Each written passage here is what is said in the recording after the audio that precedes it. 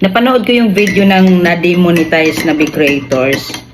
Sobra akong nang hinayang, nalulungkot at naawa syempre kasi sobrang pinaghirapan niya talaga yun.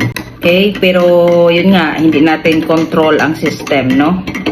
Kahit ako, not recommended and until now, hindi pa rin binalik. Okay? Tapos, nag-chat ako sa chat support system ng Meta. So far, chinecheck talaga nila. Wala silang nakitang restriction and violation. Pero, hindi ko alam bakit hindi pa rin nila naibalik. Anyway, lahat ng nangyayari, kailangan mayroon tayong lesson na makuha, no? So, ang lesson ko dito, no? Kahit kumikita ka na ng malaki, kahit nagka-earnings ka na dito sa Facebook, huwag kang makampante kasi anytime pwedeng mawala sa'yo.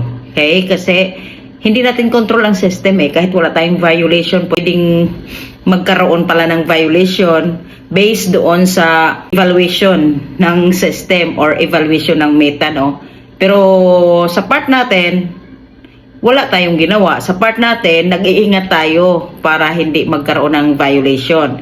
Okay? So, playing by the rules kumbaga tayo, no? Pero pagdating sa system, nagkakaroon ng error, no? Okay, so kahit anong gawin natin, anyway, pwedeng mag-appeal. Yes, pwedeng mag-appeal. Pero kung ayaw nila talagang ibalik, kung gusto kang i-demonetize at kung gusto talagang tanggalin sa'yo ang account, wala kang magagawa. So, if I were you, advice ko lang, no, huwag kang makampante at huwag mo itong gawing main source of income. Gawin mo lang siyang sideline, i-enjoy mo siya.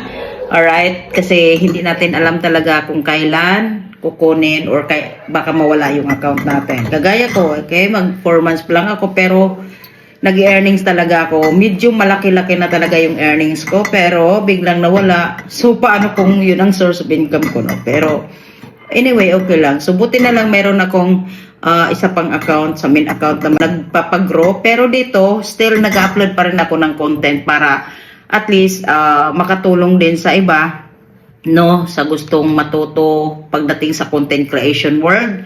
Alright, so patuloy pa rin tayo. Pero ito lang talaga yung ma-advise ko talaga, no. Wag kayong makampante, big creators, malaki man ang income ninyo, or sa lahat ng creators na kumikita na dito, wag kayong makampante. Kung kumikita kayo, mag-invest kayo ng ibang mapagkakikitaan.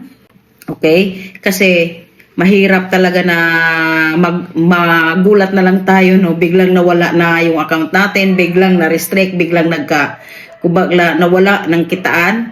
Alright? So, nakakagulat, nakakalungkot talaga sa part na yan. Very, very frustrating talaga. Okay? So, kung kumikita ka, i-invest mo sa ibang mapagkakitaan, mag-invest ka ng negosyo, padahan-dahan para in case na may mangyari sa account, mayroon ka pa rin mapagkuha ng income, may source of income ka pa rin. Alright? So, yun lang guys, mahirap. Mahirap sa mundo ng Meta. Kahit play by the rules ka, pwedeng matanggal ang account sa'yo. Dahil nakabase lang sila doon sa kanilang analysis, sa kanilang survey, or sa kanilang pangunawa. Minsan, na-misunderstood yung content natin.